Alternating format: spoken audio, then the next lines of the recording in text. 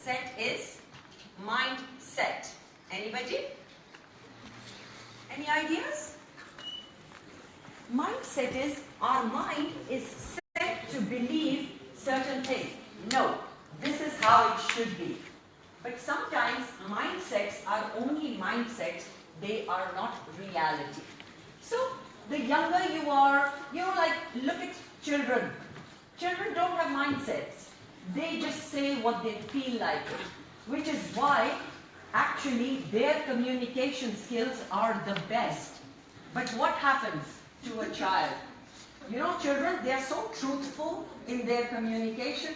They say whatever is in their mind, but sometimes they say wrong things, right? They'll say on your face, you're too ugly. What? And then the parents say, they take the kid to the room and say, you can't say these things. And that's the first lesson we get in communication skills is that, we don't have to tell the truth every time.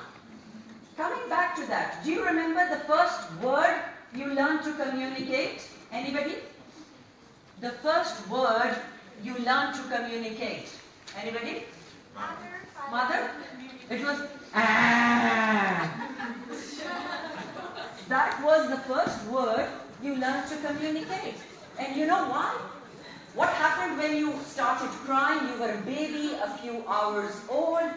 Your mother picked you up, or she fed you, or she changed you, or something. And that was the first reinforcement that when I talk, when I communicate, I can make things happen. So today I'm talking about the psychology or the psyche of communication. Why do we communicate the way we communicate? First of all, I don't know if it's fortunately or unfortunately, we learn to communicate the way our parents communicate. So if our parents were very proper in communication, we pick that up. Or if my parents had loud voices, so I also start talking in a loud voice. Now, I'll give you my example. My parents were very proper in their communication, very respectful. Just like, your family structures and your culture, Georgian culture is a very family-oriented culture. So here, there is a lot of protocol for communicating the proper way. I grew up in Pakistan, same was there. So because my parents were so proper, I learned the proper way. But my neighbors next door, who used to, literally kidnap me and take me to their home, in their house, every second word was a curse. And I can't say that because, I can't say it to you, but every second word was a curse. Quickly, because you don't want to miss my session. So what I picked up, not from my house, from my neighbors, was they used to teach me, okay, when you go home, say this curse word. It was so stupid. You're teaching a young child to say curse word. Imagine me as a 3-year-old going to my home and saying all those curse words. You know what happened? It was really bad. My sisters, who were much, much older, they brought a coal, a burning coal, and said, if I hear you say another curse word, Zaufy, we are going to put this coal on your tongue. Of course, they weren't going to, but it struck the life out of me. And till now, I find it very difficult to say the curse word. So the psychology of communications is we learn how to communicate right from the time that we are very young till the time that we grow up. All right? Please share with me, what are different types of communications there are there? What are the different modes of communication that are there? Anybody? Modes of communication? Sorry? One is verbal, speaking, verbal. Other is written. Yes? What else? Body language or non-verbal. There is a very important fourth one, a mode of communication that we never remember.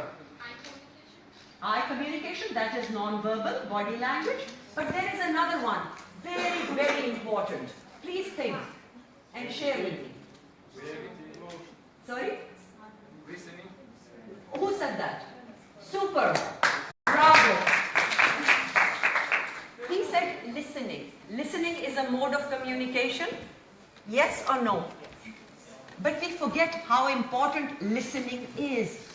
Because we have ears, we think, listening is cool, I can listen, but we are not listening, we are hearing. There is a difference between listening and there is a difference between hearing. What do you think is the difference? Hear doesn't mean that you listen. Hear doesn't mean that you listen. Very good. Hear means sound is coming into my ears. You guys, a lot of you are doctors or learning to be doctors. You know the anatomy of the ear. So hearing is all the stimulus that are coming to my ear. But that's not listening. Listening is involved when my brain is actually concentrating. There are 3 levels of listening, guys. One level is words go through one ear and come out of the other ear. Nothing stays in between. That is the first level of listening. Second level of listening is I listen with some concentration, but that's about all. Third level of listening, guys. Before I tell you what the third level is, let me go back. Our ears can pick up 150 to 200 words per minute. But our brains can process information at 1,000 words per minute. So what happens is my brain is working faster than the speaker. Just like I'm speaking to you. I can't go very fast, blah, blah, blah, blah. But your mind is going very fast. So when we come to the third level of listening, we are one step ahead of the speaker, provided we are focused on it. So please, I want you to do a little exercise now.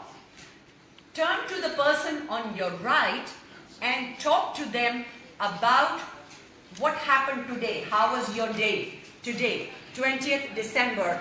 You are going to discuss what your day was, but hey guys, wait. You're going to turn to the person on the right, but that person is not going to listen to you.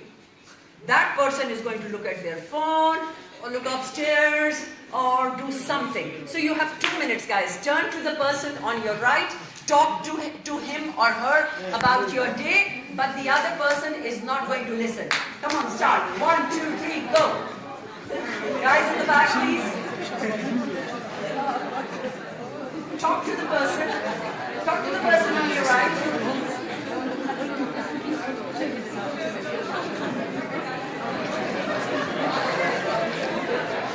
ऊपर आ जाओ.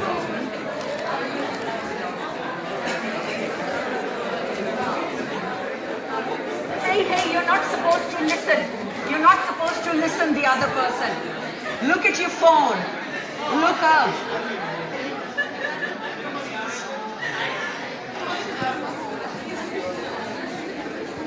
All right.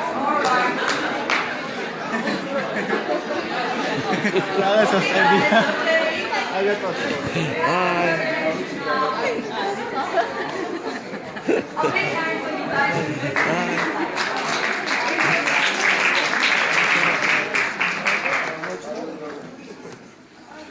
Anyway, so how was it?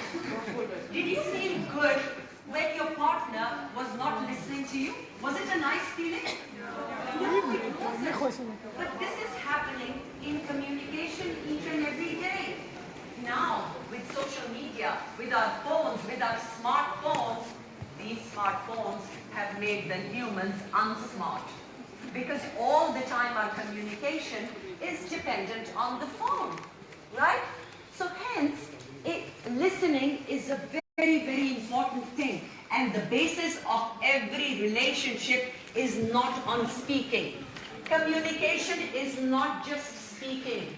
Communication starts first with listening. If you want to improve any relationship in your life, the first thing that you need to do is to stop talking and start listening. When you guys were over at the coffee break, a lot of people came to Amal, youngsters, and they were asking us about how difficult it is to communicate to parents. I've also had parents. I'm a parent myself.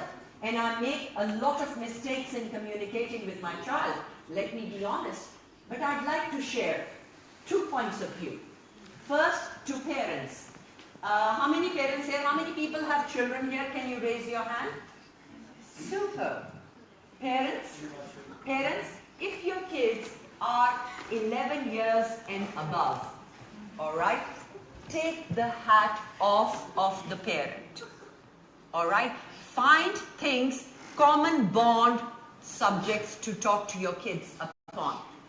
Every family has issues. Every family has a strong parent sometimes. But the communication gap has to be bridged. How do you do that?